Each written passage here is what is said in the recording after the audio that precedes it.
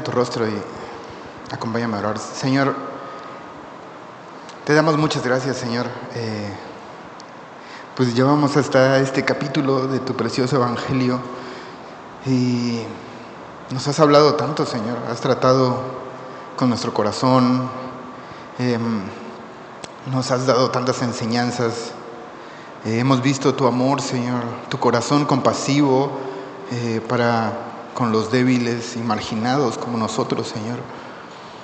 Y estamos llegando a esta recta final en la que estás a punto de entregar tu vida por nosotros, Señor.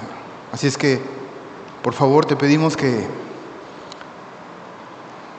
abras nuestros oídos, Señor, que abras nuestro corazón, que podamos conocerte,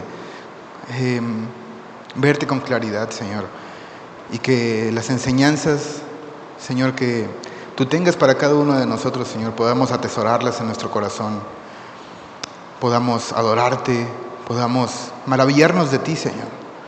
Ayúdanos y gracias por estar entre nosotros, gracias por la fidelidad de tu palabra, gracias por ser bueno, Señor, en el nombre de Jesús, amén. Muy bien, pues estamos a un día de la crucifixión y hemos ido viendo, ¿verdad?, cómo el ministerio de Jesús cada vez va como madurando en intensidad también, en cuanto a que pues las personas que no quieren, que no creen que Él es el Mesías, que están en contra de su enseñanza y del ministerio, pues cada día lo atacan más y estamos llegando al punto en el que el deseo de sus corazones, de todos estos fariseos, del Sanedrín y de todos estos religiosos, en ese momento pues está como apuntando, o a la vista de ellos, como llegó el momento de acabar con su vida, ¿no? Por fin se nos va a hacer, ¿no?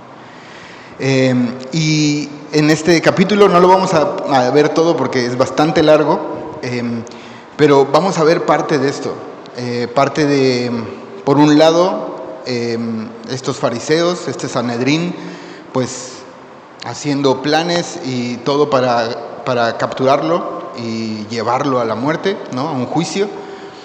Y por el otro lado está Jesús, sabiendo que pues queda un día, ¿no?, y Él quiere dejar instrucciones a sus discípulos, quiere enseñarles cosas previas, porque Él sabe que viene un tiempo muy, muy, muy difícil para Él, pero también para sus discípulos, ¿no?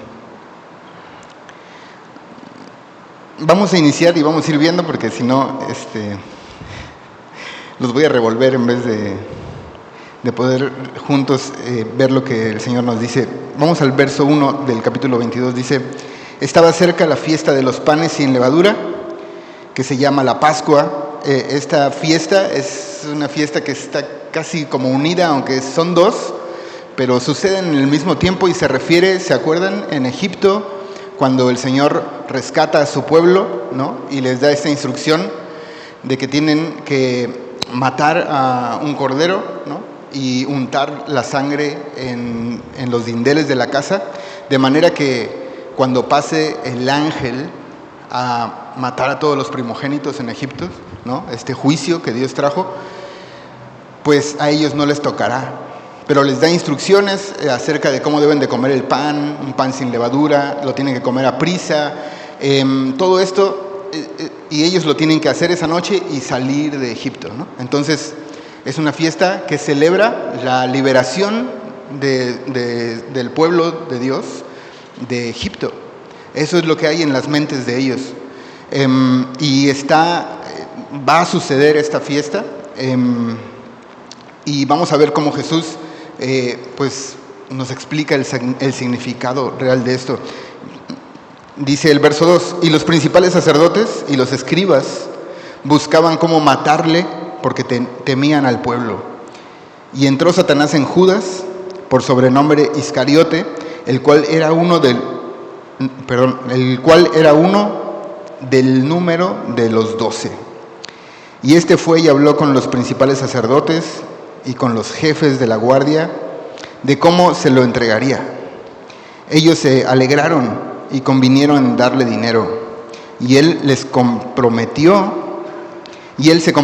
y buscaba una oportunidad para entregárselo a espaldas del pueblo. Entonces, tenemos esta primera escena donde Lucas nos pone como en el contexto del tiempo, ¿no? Va a venir esta fiesta, va a haber esta cena que se celebraba en familias. Eso es algo pues que tenemos que tener en cuenta. Las familias, cada quien celebraba esta cena y comía, recordando esta liberación que Dios había hecho. Pero justo en este momento pasa algo triste, ¿no? Judas, que ha estado con ellos todo el tiempo, que el Señor le llamó y le escogió, y es parte de los discípulos más cercanos. Inclusive él estaba a cargo de las finanzas. La Biblia dice en Juan que él robaba de estas ofrendas que traían y todo, aunque él estaba a cargo, él extraía de ahí, ¿no? Entonces vemos cómo en parte es una degradación en su corazón de Judas, ¿no? Ha venido codiciando, ha venido escondiendo el pecado. Pero también Satanás está haciendo ahí un trabajo. Y entonces dice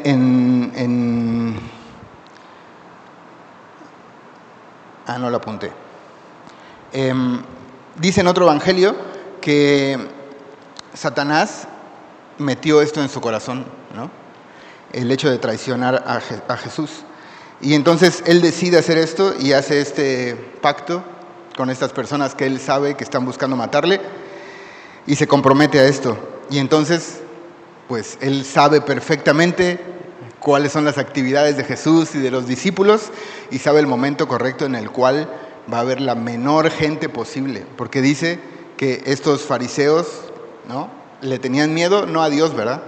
Ellos no estaban pensando en qué tal si sí es el Mesías o X cosas. Ellos no tienen en cuenta a Dios en este momento. Su corazón está endurecido, pero sí le tienen miedo a alguien, y es a los hombres, a las personas. Entonces ellos no quieren una revuelta, no quieren que las personas se vengan en su contra, que hablen mal de ellos, que lo que sea que suceda, quieren hacerlo así en lo oscurito. Y entonces en este contexto dice el verso 7, llegó el día de los panes sin levadura, en el cual era necesario sacrificar el cordero de la Pascua. Es lo que vimos hace rato.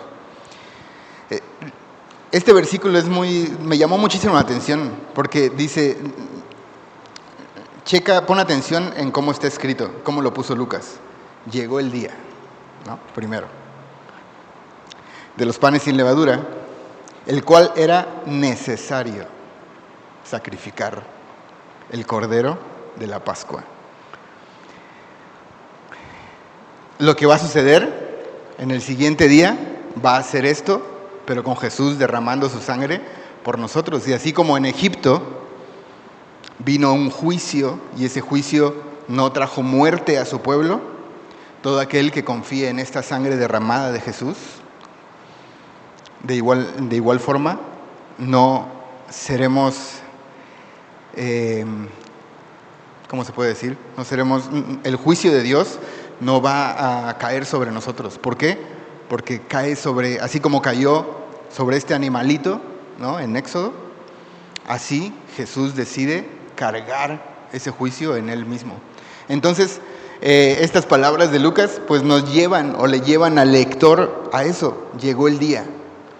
Todo lo que los profetas habían anunciado, todo lo que está escrito desde Génesis, todo lo que leemos en el Antiguo Testamento, está apuntando a este momento. O sea, ahorita platicábamos que es impresionante ver cómo las profecías de Dios se cumplen al pie de la letra y en la hora y el minuto exacto. Dios es Dios, y Dios cumple su palabra al pie de la letra, y todas las profecías están apuntando a estos momentos últimos, y es impresionante. Entonces,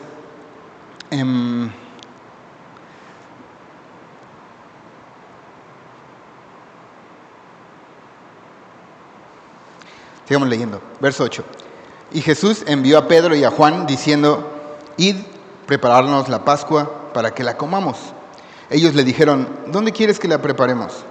Él les dijo: he aquí, al entrar en la ciudad os saldrá al encuentro un hombre que lleva un cántaro de agua.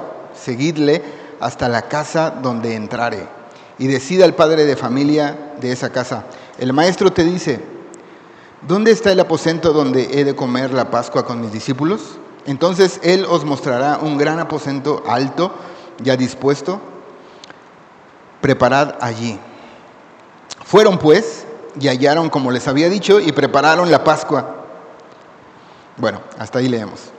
¿Qué sucedió? Que Jesús manda a sus discípulos, ¿no? A Pedro y a Juan, dice aquí, a preparar la Pascua, y sucede algo como que nos deja así como, ¿qué onda, no? Les dice: vayan y van a encontrar a un hombre con un cántaro, ¿no?, de agua. Tal vez ahora se nos hace como, ok, pero es inusual porque normalmente las mujeres son las que cargaban estos cántaros.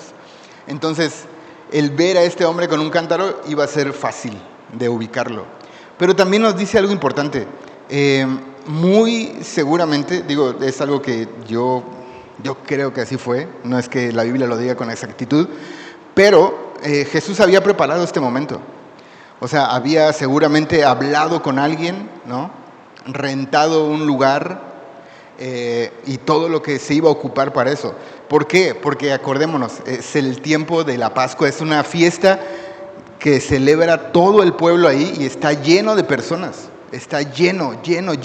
Inclusive se dice que había como tenían que poner mayor seguridad tanto los romanos como los judíos para estar checando todo lo que estaba pasando, porque llegaban muchas personas de todos lados. Entonces estaba lleno el lugar, no había un lugar donde podías fácilmente encontrar para celebrar la Pascua. Aparte que esta cena era algo muy íntimo y Jesús quería pasarla con sus discípulos en un momento muy íntimo.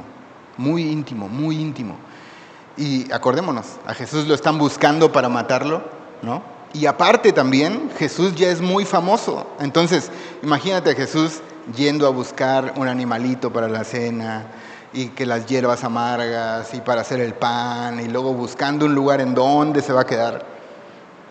Iba a traer una multitud atrás de él, ¿me entienden? Y esta cena iba a ser muy difícil y no iba a tener nada que ver con pasarla ahí en intimidad con sus discípulos. Entonces, seguramente Jesús prepara este tiempo, ¿no? Y de una forma ahí como, sin que llame la atención, Pedro y Juan ven a este hombre. Yo me los imagino así como siguiéndolo, inclusive sin cruzar palabras, metiéndose al lugar, y me dijeron que te dijera esto. Ah, ok, sí, claro, ya está listo ahí arriba. Acuérdense de que las casas en ese tiempo, y más de las personas que tenían ciertos recursos, pues tenían la parte de abajo, pero tenían este aposento alto que las escaleras estaban directo a la calle, entonces podías entrar desde la calle y estar arriba, y normalmente ahí se hacían este tipo de cenas. Entonces parece que está casi todo preparado, solo ellos tienen que empezar ahí a cocinar y a hacer lo que falta para que Jesús y los discípulos lleguen y que no se arme un alboroto y que puedan estar ahí. Entonces, les mostraron este aposento y ya están preparando todo esto. Verso 13 dice: fueron pues y hallaron como les había dicho y prepararon la Pascua, o sea, la cena, todo lo necesario. Verso 14, cuando era la hora, se sentó a la mesa y con él los apóstoles. Y les dijo: cuánto he deseado comer con vosotros esta Pascua antes que padezca. Porque os digo que no la comeré más hasta que se cumpla en el reino de Dios. Qué impresionante. Me llamó mucho la atención estas palabras.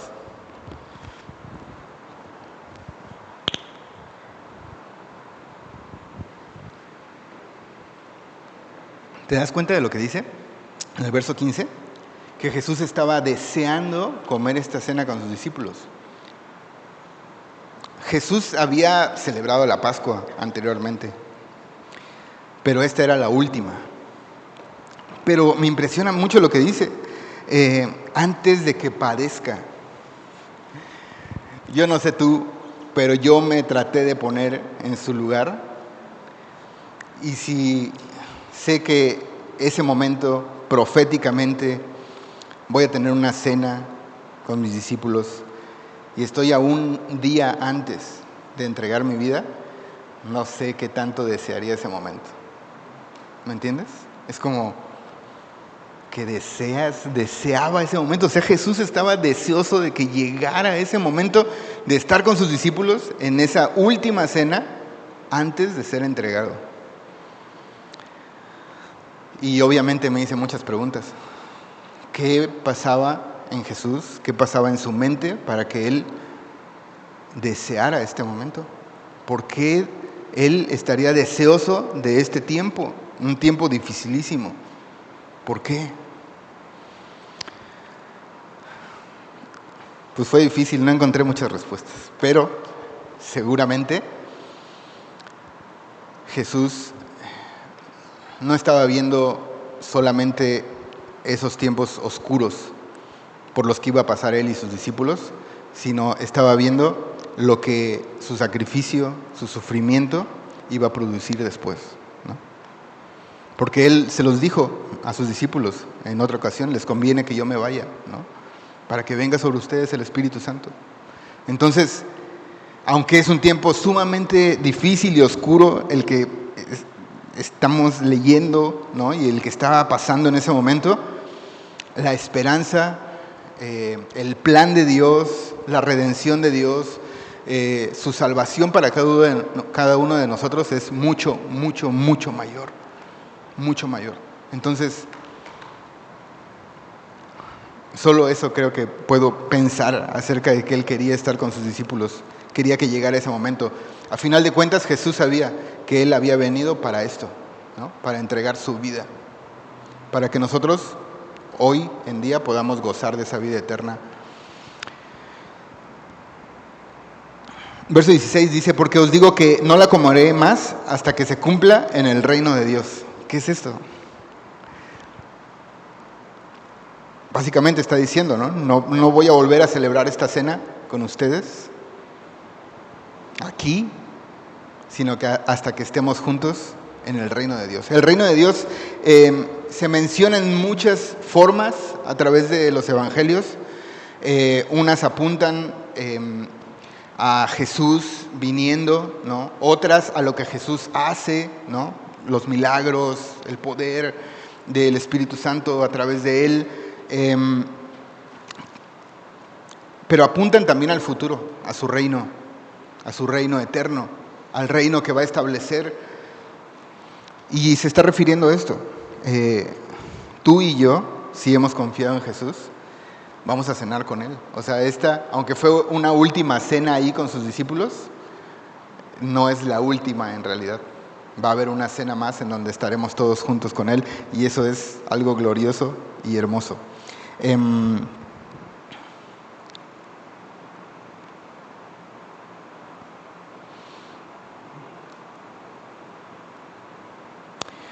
Acompáñame a Juan, capítulo 6, verso 35 al 40.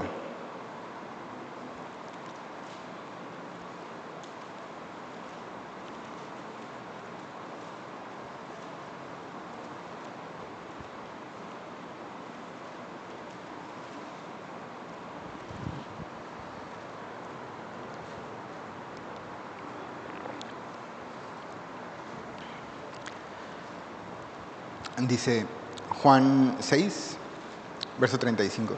Jesús les dijo, yo soy el pan de vida, el que a mí viene nunca tendrá hambre, y el que en mí cree no tendrá sed jamás. Mas os he dicho que aunque me habéis visto, no creéis. Todo lo que el Padre me da, vendrá a mí, y al que a mí viene, no le echo fuera. Porque he descendido del cielo no para hacer mi voluntad, sino la voluntad del que me envió. Y esta es la voluntad del Padre, el que me envió, que todo lo que me diere, no pierda yo nada, sino que lo resucite en el día postrero. Y esta es la voluntad del que me ha enviado, que todo aquel que ve al Hijo y cree en Él, tenga vida eterna, y yo le resucitaré en el día postrero.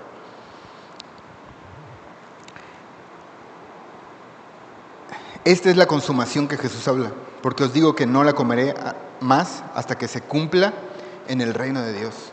Aunque Jesús entrega su vida y resucita, y eso, o sea, Jesús paga por completo la deuda, ¿no? Nos regala vida eterna. Hoy en día, tú y yo estamos aquí en un cuerpo de corrupción, en un cuerpo de pecado, ¿no? Pero Jesús ha prometido que así como Él resucitó, cada uno vamos a resucitar. Y eso ahí se consuma, ¿me entienden? Cuando tengamos este cuerpo nuevo, cuando estemos con Él eternamente, va a ser el cumplimiento de lo que ya se cumplió. No sé si se entiende. Pero Jesús ya lo hizo. Pero va a haber un momento en el que pues estaremos justo en ese momento totalmente libres de pecado. Entonces, verso 19 dice, y tomó el pan y dio gracias, y lo partió y les dio, diciendo, esto es mi cuerpo, que por vosotros es dado. Haced esto en memoria de mí. De igual manera, después que hubo cenado, tomó la copa, diciendo, esta copa es el nuevo pacto, en mi sangre, que por vosotros se derrama. Mas he aquí, la mano del que me entrega está conmigo en la mesa. A la verdad el Hijo del Hombre va según lo que está determinado, pero hay de aquel hombre por quien es entregado. Entonces, Jesús está teniendo esta cena y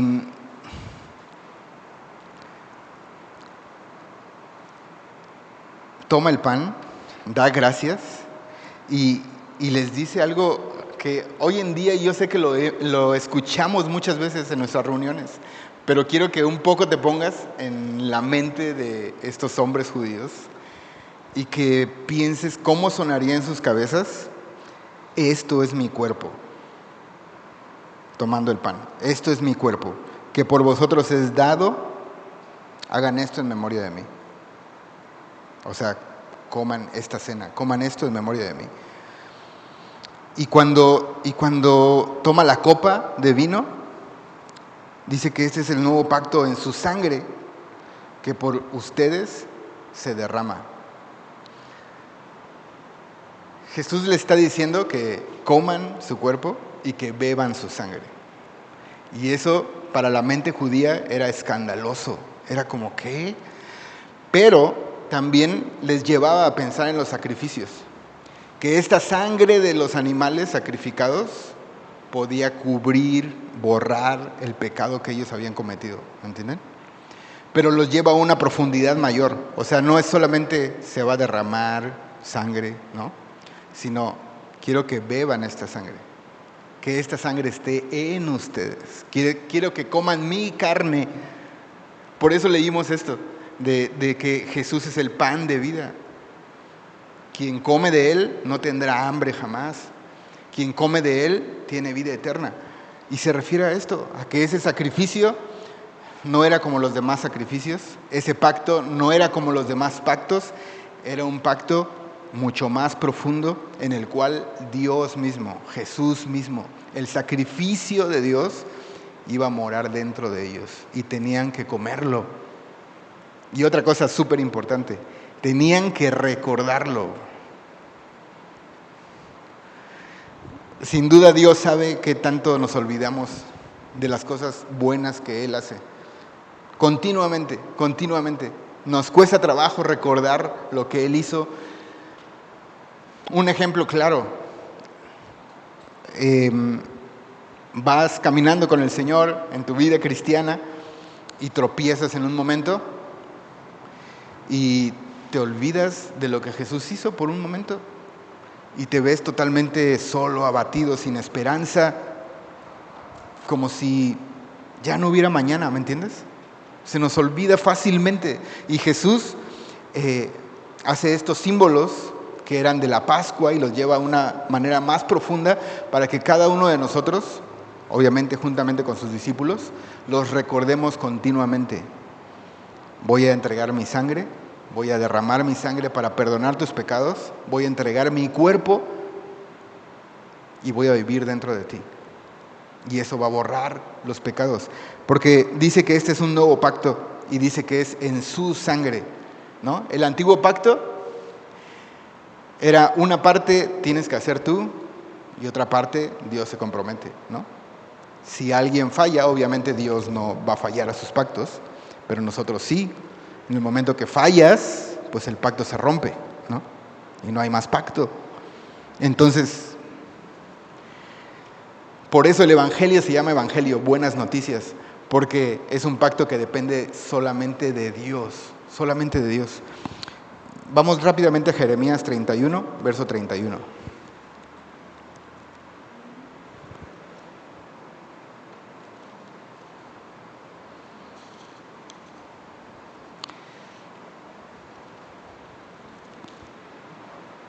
Del 31 al 34. Jeremías 31, 31 al 34. Dice, he aquí que vienen días. Está hablando de este pacto anunciado por el profeta Jeremías. He aquí que vienen días, dice Jehová, en los cuales haré nuevo pacto con la casa de Israel y con la casa de Judá.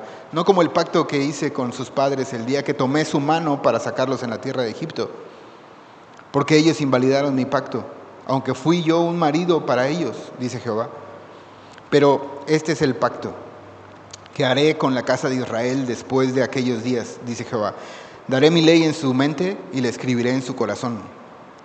Y yo seré a ellos por Dios y ellos me serán por pueblo. Y no enseñará más ninguno a su prójimo, ni ninguno a su hermano, diciendo, conoce a Jehová, porque todos me conocerán, desde el más pequeño de ellos hasta el más grande, dice Jehová, porque, ¿qué dice? Perdonaré la maldad de ellos y no me acordaré más de su pecado. Eso es impresionante. Perdón que lo lea así, pero es impresionante. La verdad, a mí me cuesta trabajo pensar eso, y más cuando he pecado. Que Dios no se acuerde de mi pecado. Pero es lo que dice la Biblia. Y es lo que dice este nuevo pacto, y dice que es un pacto en su sangre. Lo cual nos enseña que si confiamos en este pacto y si entramos en este pacto comiendo de Jesús, de su sangre, de su muerte, de su cuerpo, estamos seguros y no hay nada que nos pueda arrebatar de Él. Estamos dentro de un Dios todopoderoso. Es impresionante. Yo también quiero cantar una alabanza ahorita, pero vamos a esperar el final. Y bueno, verso 21 y 22 está anunciando, ¿no?, que Judas le va a entregar, pero dice algo interesante en el verso 22. A la verdad el Hijo del Hombre va según lo que está determinado. O sea, está profetizado que eso va a suceder, va a ser entregado y va a entregar su vida por nosotros. Pero hay de aquel hombre por quien es entregado. Y Jesús está dando oportunidades para que Judas se arrepienta, ¿no? No pensemos en Judas como un robot en el cual, eso era el designio de él y no pudo ni controlarlo y pues entregó a Jesús y de repente ya ni pensó ni nada y pues era lo que tenía que hacer. No es de esa manera. O sea, sí, proféticamente alguien lo iba a entregar, pero Judas estaba consciente de lo que estaba haciendo. Judas pudo haberse arrepentido. Y Judas decide determinarse a no hacerlo. Y es algo interesante, porque déjame encontrarlo.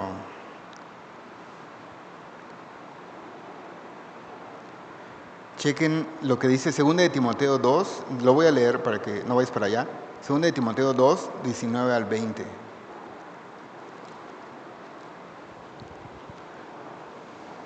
Ay.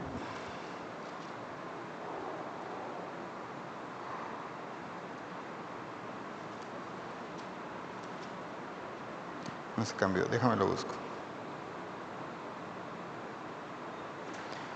2 de Timoteo 2, 19 y 20.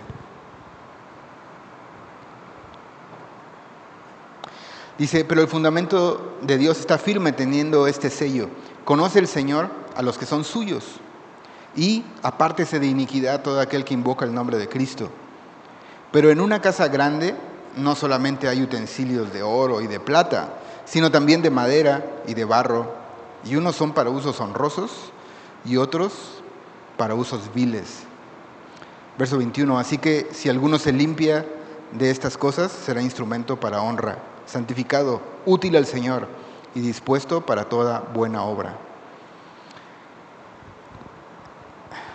¿Por qué leo esto?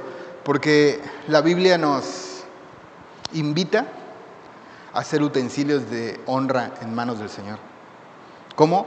Dejándonos santificar por Él, limpiar por Él, viviendo vidas, de arrepentimiento genuino, caminando en lo que el Señor nos ha hablado. De otra forma, déjame decirte que todos somos gobernados de alguna forma. De otra forma, lamentablemente podremos ser utensilios de deshonra, así como está siendo un utensilio Judas en ese momento, ¿no? Pero vemos claramente cómo el Señor quiere librarle de esto. Bueno, dice verso 23, entonces ellos comenzaron a discutir entre sí quién de ellos sería el que habría de hacer esto. Checa lo que sucede, ¿eh? Empezaron a discutir a ver quién de ellos lo iba a entregar. Un poco imagínalo. No, de seguro es este que yo he visto. No, yo lo he visto como, no. ¿Eres tú? No, yo no. ¿No? O a lo mejor algunos decían, ¿seré yo? ¿No? Dice el verso 24, hubo también entre ellos una disputa sobre quién de ellos sería el mayor. ¿Te das cuenta de esta escena? O sea, estaba pasando este momento solemne. Jesús dice, alguien de ustedes me va a entregar, así que si quiere hablar ahorita, ¿no? Decirlo, arrepentirse, es el momento. Y ellos empezaron a discutir entre sí. Obviamente, el que era no lo confesó ni nada, pero esa discusión los llevó de un punto A a un punto B, de los dos extremos, ¿te das cuenta? No, tú, no, que no sé qué. No, ¿quién es el mayor? No, es que él es el que se cree más de todos. No, tú siempre me quieres mandar, bro, siempre me quieres mandar de todo, ¿no? Y entonces empezaron a discutir hasta llegar al punto de quién era el mayor ahora, quién era el jefe de ellos, básicamente. Y entonces Jesús les enseña, ¿no? De qué se trata.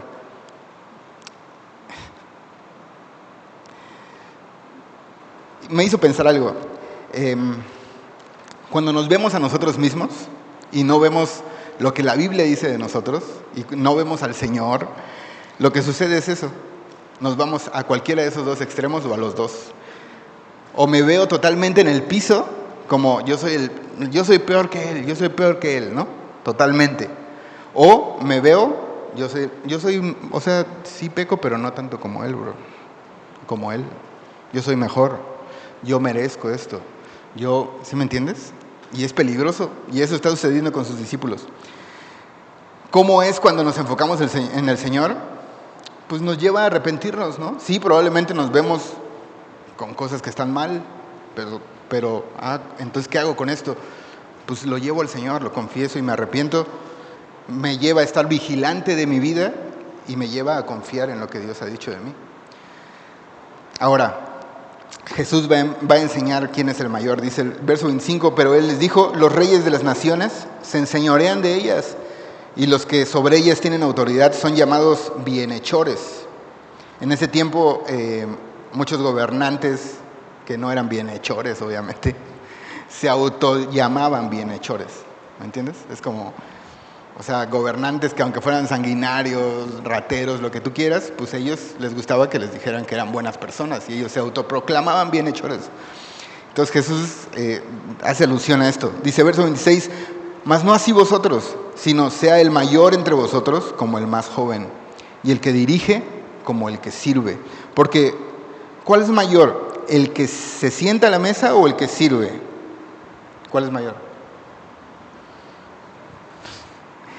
¿No es el que se sienta a la mesa? Mas yo estoy entre vosotros como el que sirve. Ahí puedes ver un poco de qué estaba haciendo Jesús, ¿me entiendes? O sea, es como ustedes saben realmente que yo soy el Mesías, ¿no? Algunos con mayor entendimiento tal vez que otros y todo, pero sabían que era su maestro, pues, ¿no? Ahora ustedes ven lo que yo hago. ¿Qué quiere decir? Que Jesús regularmente les servía a ellos, ¿no? Entonces dice, mas yo estoy entre vosotros como el que sirve. Pero vosotros sois los que habéis permanecido conmigo en mis pruebas. Yo pues os asigno un reino como mi Padre me lo asignó a mí, para que comáis y bebáis a mi mesa en mi reino y os sentéis en tronos juzgando a las 12 tribus de Israel. Entonces,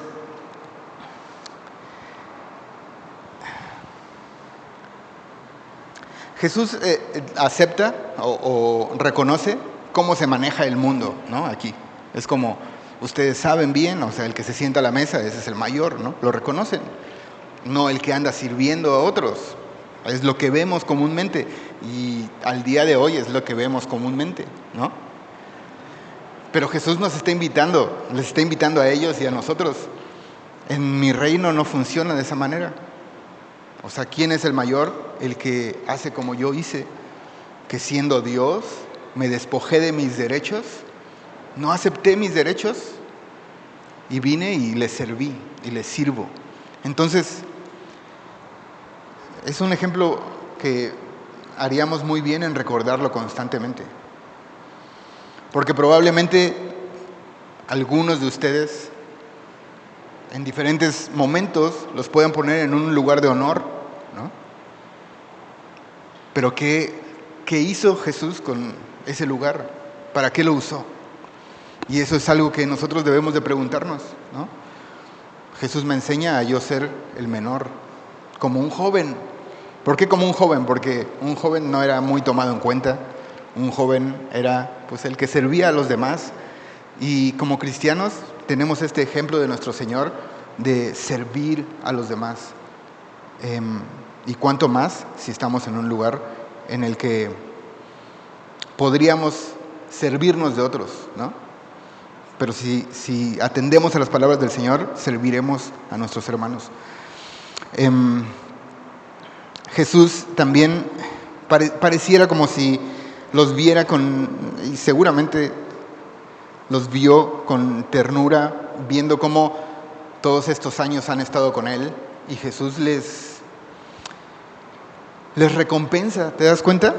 Yo pues os asigno un reino como mi Padre me lo asignó a mí, para que comáis y bebáis a mi mesa en mi reino y os sentéis en tronos juzgando a las 12 tribus de Israel. Entonces, hay una relación entre el soportar el sufrimiento, han estado con Jesús soportando el sufrimiento, y las recompensas que tendremos en Él en los cielos.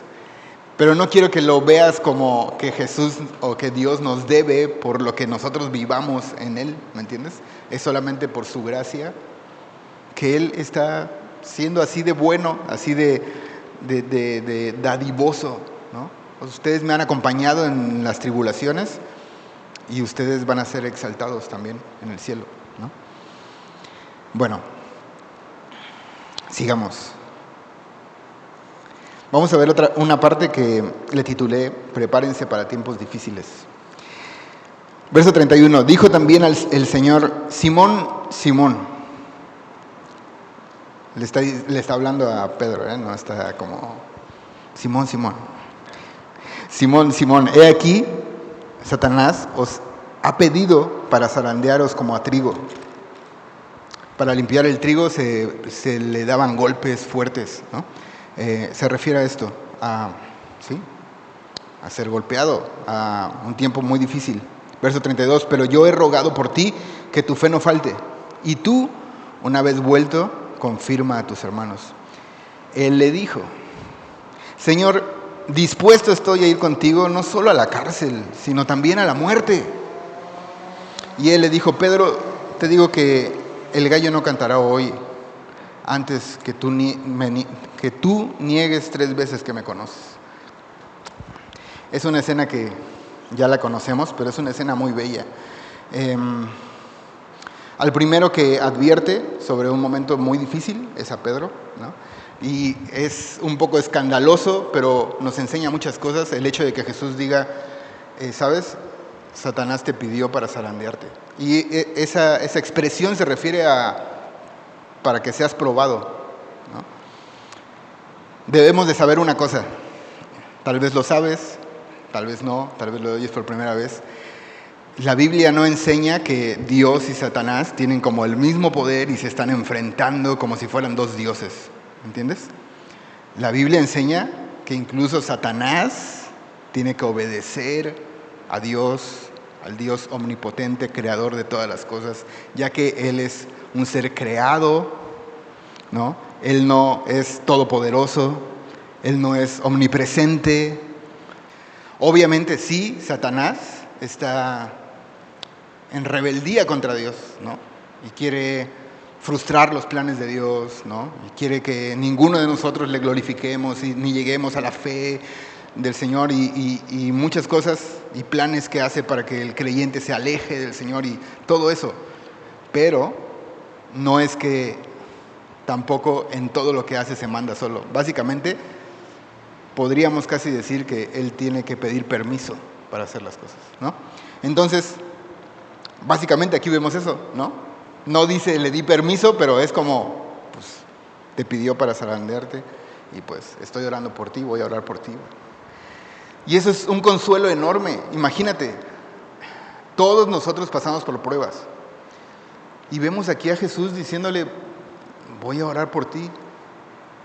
Y voy a orar por ti no para quitarte de esa prueba. ¿Te das cuenta? Eso hubiera sido como para Pedro como, ay, gracias, pensé que me venía algo grueso, pero ya me lo quitaste de encima. No, pedí para que tu fe no faltara. O sea, vas a pasar por ahí. Y a veces sucede eso en nuestra vida, ¿no? A veces el Señor está intercediendo por nosotros para que nuestra fe no falte, para que en medio de la prueba podamos seguir confiando en Él, para que no desfallezcamos para muerte, sino para que nos levantemos y fortalezcamos a otros para vida, ¿no? Y eso es algo muy bello. Es muy bello ver a nuestro Señor pidiendo por nosotros, intercediendo por nosotros. Y le da esta promesa. Tal vez Pedro en ese momento no sé si la guardó tanto en su corazón, pero dice, es importantísimo, dice, y tú una vez vuelto, confirma a tus hermanos. Básicamente le dice, vas a pasar esta prueba y vas a regresar.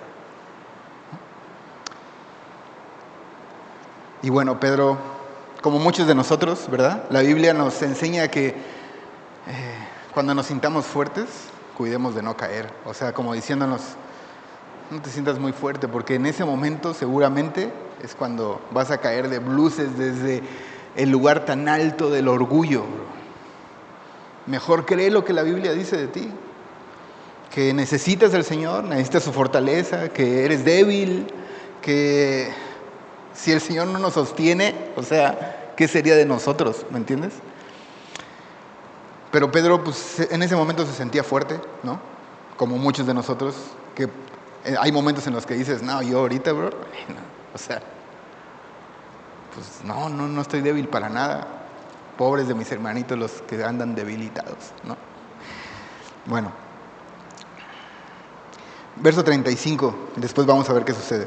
Y a ellos dijo, cuando os envié sin bolsa, sin alforja y sin calzado, esto es la advertencia de tiempos difíciles para sus discípulos ahora. Dice, les dijo, cuando os envié sin bolsa, sin alforja y sin calzado, ¿les faltó algo? ¿Os faltó algo? Ellos dijeron, nada. ¿Se acuerdan de este tiempo en el que Jesús los manda pues a predicar el reino de Dios y les dice que no lleven ninguna de estas cosas, ¿no? Y no les faltó nada, ¿no? Y entonces les está recordando esto. ¿Les faltó algo? No, nada. Y les dijo, pues ahora el que tiene bolsa, tómela, y también la alforja, y el que no tiene espada, venda su capa y compre una. Porque os digo que es necesario que se cumpla todavía en mí aquello que está escrito, y fue contado con los inicuos, porque lo que está escrito de mí tiene cumplimiento. Entonces ellos dijeron, Señor, aquí hay 2 espadas. Y Él les dijo, basta, así como, con eso es suficiente. Ahora, no entiendas esto como Jesús los está llamando a levantarse en armas y a que lo protejan, ni nada. Esta es una expresión de básicamente lo que va a suceder después. O sea, Jesús se lo van a llevar apresado, ¿no? Va a estar en un momento sumamente difícil y sus discípulos, ¿qué crees? Pues van a estar con un miedo enorme. O sea, ya no está su maestro, quien cuando preguntaban cosas los defendía, con todo esto. Entonces, básicamente le está diciendo, yo sé que en ese tiempo específico les dije que hicieran esto, pero en este momento prepárense, no anden pues como inocentemente, pues, ¿no? Es como abran los ojos, vean qué está sucediendo a su alrededor, cuídense. Y tiene un aspecto devocional práctico que me llamó la atención, y es que muchas veces cuando nos suceden cosas en nuestra vida, empezamos a guiarnos no por lo que la Biblia nos dice en nuestros devocionales, cuando nos reunimos, sino en lo que nos ha pasado en nuestra vida, en nuestra experiencia personal, ¿no? Y hasta a veces queremos como a otros decirles, no, Dios hace esto, porque a mí una vez, fíjate, me pasó esto, esto, el otro, y entonces lo que hizo Dios fue esto, entonces así te va a hacer a ti también. O así me va a hacer también en este momento. Y no es así. Debemos de atender al Señor continuamente porque aquí podemos ver esto, ¿no? ¿Se acuerdan que les dije esto? Bueno, ahorita no es así. Ahorita necesitan hacer otras cosas. Y eso, atender al Señor, ver lo que el Señor nos está diciendo continuamente es importante, porque vivimos tiempos diferentes y lo que sucedió ayer tal vez no es lo que hoy va a suceder, ¿no? Bueno, dice verso 39, y saliendo se fue como solía al monte de los olivos y sus discípulos también le siguieron. Acuérdense que estaba en este monte para orar y era muy recurrente que él estuviera ahí.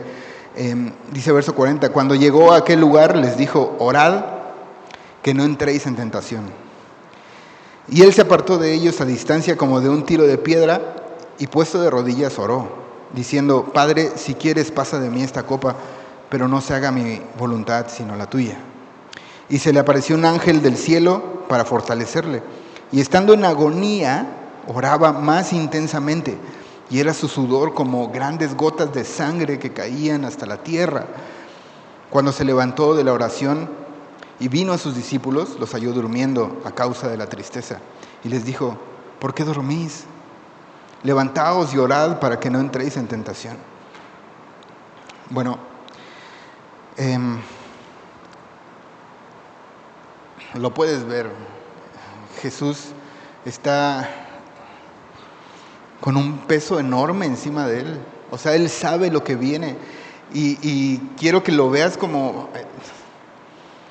él decidió despojarse de su divinidad y está en un cuerpo igual el tuyo y el mío. Y él sabe que lo que viene es algo de terror. De terror. Y parte de él, o la tentación de Jesús en ese momento, ¿cuál es? Ahí la puedes ver. No ir a la cruz. Yo no quiero ir ahí. Si puedes librarme de ese momento. O sea, Jesús sabía que tenía que ir a la cruz. Sabía, todo el tiempo ha estado caminando hacia allá, pero llega a este punto en el que Jesús, pues eso, se quiebra de una manera muy conmovedora, pero que nos enseña algo muy grande, ¿no? Va a su Padre, va en oración a encontrar en Él fortaleza, refugio, a ser escuchado, aunque Él sabe lo que le va a suceder. Y les enseña a sus discípulos a hacer lo mismo. Jesús va a sufrir, obviamente, la peor parte, pero sus discípulos van a tener tiempos difíciles y le está diciendo, oren para que no entren en tentación. Jesús obviamente no cayó en la tentación y entregó su vida, ¿verdad? Pudo haber huido. Pero nos enseña que en momentos difíciles podemos hacer dos cosas, ¿verdad?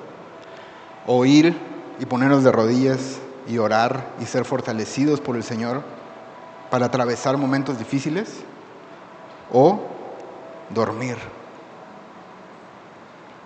Y lo vimos el capítulo pasado, me parece, lo que significa dormir para nosotros como cristianos, ¿no? Desenfocarnos del Señor totalmente, olvidar su palabra, básicamente vivir en nuestra carne. Y eso es lo que va a pasar con sus discípulos después.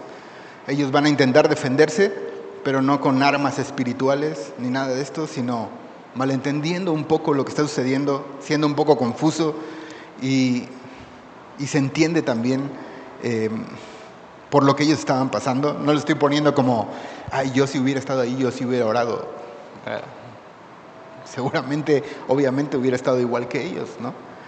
Pero sí, Lucas nos hace ver esta diferencia entre lo que Jesús hizo y el resultado de que los discípulos no quisieron o no pudieron o lo que sea, pero no velaron en oración. Y venía este tiempo difícil. Dice verso 47, mientras él aún hablaba, se presentó una turba y el que se llamaba Judas, uno de los 12, iba al frente de ellos y se acercó hasta Jesús para besarle. Entonces Jesús le dijo, Judas, ¿con un beso entregas al Hijo del Hombre? El beso en ese tiempo era algo de mucha confianza, alguien a quien amabas mucho, a tu maestro, a quien respetabas, o sea, no era cualquier cosa ir y besar a tu maestro.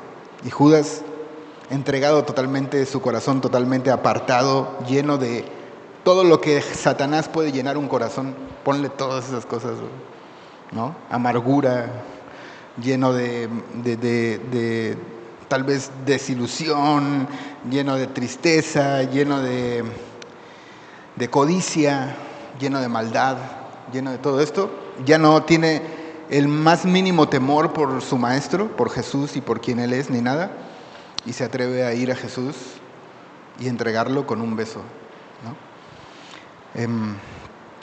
Dice verso 49, viendo los que estaban con Él lo que había de acontecer, le dijeron, Señor, ¿heriremos espada? Y uno de ellos hirió a un siervo del sumo sacerdote y le cortó la oreja derecha. Entonces, respondiendo Jesús, dijo, basta, ya, dejad. Y tocando su oreja le sanó. Y Jesús dijo a los principales sacerdotes, a los jefes de la guardia del templo y a los ancianos que habían venido con él, como contra un ladrón habéis salido con espadas y palos. Habiendo estado yo con vosotros cada día en el templo, no extendisteis las manos contra mí, mas esta es vuestra hora y la potestad de las tinieblas, ¿Te das cuenta? Los discípulos respondieron así, o sea, es como, necesitamos defenderte, necesitamos levantarnos en armas y vamos a atacar a estos, y es como, no, o sea, no es lo que les dije. Y Jesús enseña en este momento, pues para lo que Él ha venido. Él no vino para, inclusive sanando, ¿no? a esta persona, está mostrando cómo Él ha venido a traer paz, literal. Pero algo muy importante es que Jesús les hace ver algo. Les dice, oigan, yo he estado aquí, o sea, no es la primera vez que estoy en este lugar, vengo a orar todas las noches. Y he estado con ustedes en el templo, ustedes están ahí está la misma guardia del templo que ahorita vino por mí y nunca me dicen nada y nunca me hacen nada y hoy vienen como si fuera un criminal, como si yo fuera a levantarme en armas o algo así, ¿no? Pero les dice algo muy importante, dice, mas esta es vuestra hora, en el verso 53, al final. Y la potestad de las tinieblas. O sea, les está diciendo, esto es algo que tenía que suceder y están siendo usados, amigos. O sea, esto no se le salió de las manos al Señor, no me cayó por sorpresa ni nada, sino que Dios está teniendo control aún de esta situación y los discípulos también están oyendo esto. Verso 54, y prendiéndole le llevaron y le condujeron a la casa del sumo sacerdote. Y Pedro le seguía de lejos. Ahora, ya vamos a acabar, ya sé que ya es tarde. Este juicio es un juicio que no debía suceder de esa forma. Estaba prohibido agarrar a una persona de noche y hacerle un juicio. Y a ellos no les importa porque están totalmente, pues sí, con su mente en esto de que tenemos que agarrarlo ahora y es nuestra oportunidad de matarlo. Y no les importó y empiezan este juicio de noche de esa manera incorrecta, ¿no? Que no podían hacerlo así, pero bueno, se lo llevaron, le condujeron a casa del sumo sacerdote y Pedro le seguía de lejos. Y habiendo ellos encendido fuego en medio del patio, se sentaron alrededor y Pedro se sentó también entre ellos. Pero una criada, al verle sentado al fuego, se fijó en él y dijo, también este estaba con él. Pero él lo negó diciendo, mujer, no lo conozco. Un poco después, viéndole otro, dijo, tú también eres de ellos. Y Pedro dijo, hombre, no lo soy. Como una hora después, otro afirmaba diciendo, verdaderamente también este estaba con él porque es Galileo. Bueno, era evidente, Pedro, por la región en la que estaba y por el ministerio que llevó Jesús todo el tiempo viajando y todo, tenían una forma de vestir diferente al que esta mujer sabía que entraban ahí a este patio del sumo sacerdote, ¿no? Era fácil identificarlo. Y muchos comentaristas dicen que también el ser Galileo tenía un acento particular. Entonces era como, pues claro que andas con él, eres parte de ellos. Pero Pedro, probablemente lleno de miedo, pues lo niega. Algo que hay que destacar de Pedro es que los demás discípulos no están, pero él está ahí en medio, ¿eh? O sea, no es todo malo para él, así como, ay, Pedro. O sea, Pedro está haciendo su lucha, bro, así como yo le dije que no lo iba a dejar. Y aquí vengo, ¿no? O sea, tal vez me pueden matar y todo, y aquí estoy. Pero, pues también debió haber tenido mucho miedo.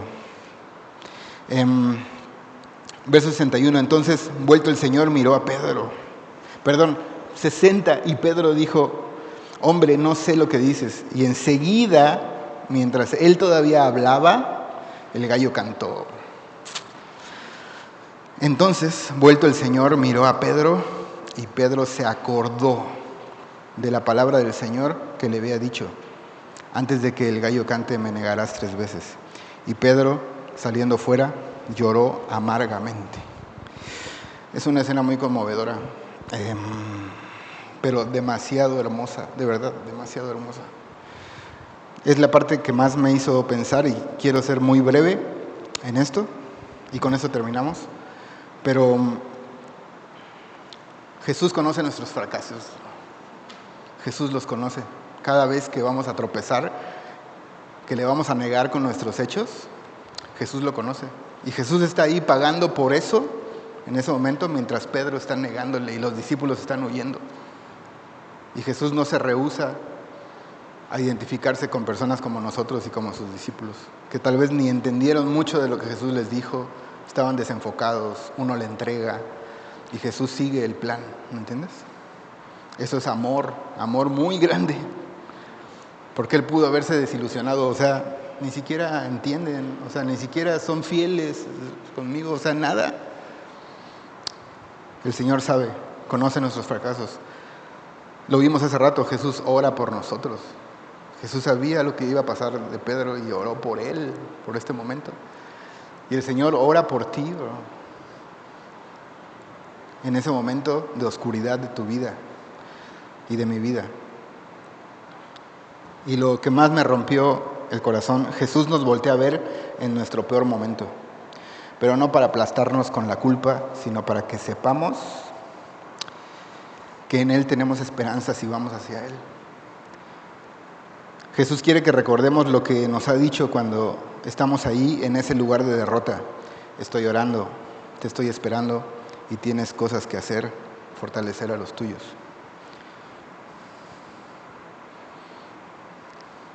Ahora, te spoileo un poco, no duró para siempre la amargura de Pedro, Jesús lo fue a buscar, ¿no? Pedro conoció el amor de Jesús pagando sus pecados. Híjole. Y nos enseña esto mucho. Esforcémonos en ser fieles a Jesús aún en momentos difíciles, así como Pedro, ¿no? Cuando pequemos, cuando traicionemos al Señor, pues debemos de tener un corazón como Él, doliéndonos por el pecado, por lo malo que hemos hecho, arrepentirnos, pero también recordar lo que la Biblia dice acerca de nuestro pecado. Jesús nos ama y pagó el precio por todo eso que hicimos. Y lo hizo para que podamos seguir caminando en nuestra relación con el Señor. Su pacto es firme y no caerá y no será roto. Y una vez hayas reconocido, visto el perdón de Dios, somos llamados a levantarnos para fortalecer a nuestros hermanos, para ir a ellos con compasión cuando ellos estén en momentos de debilidad, para orar por los demás.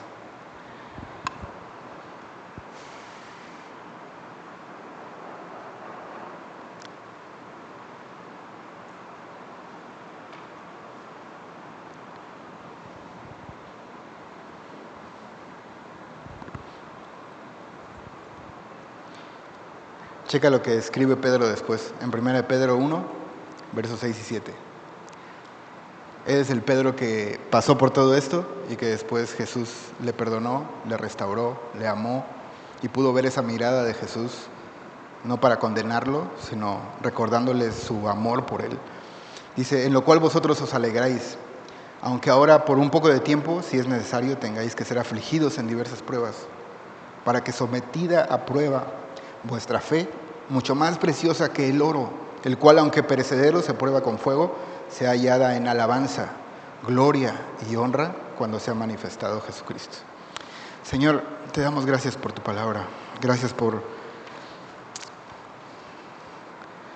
estar ahí en esos momentos más oscuros de nuestra vida, Señor, por pasar una oscuridad aterradora, Señor, por nuestro pecado, Señor, por pagar nuestro pecado, por estar dispuesto a ir a que se burlaran de ti, a que hicieran prácticamente lo que quisieran contigo, Señor, pero con la mira en salvarnos y en que nosotros recibiéramos tu vida eterna.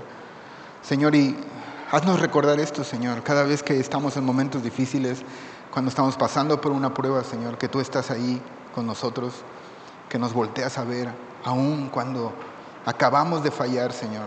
Tú estás ahí en ese momento, aunque horrible, pero estás ahí para que recordemos tu amor y tu perdón. Así es que te adoramos, Señor, y te damos muchas gracias en el nombre de Jesús. Amén.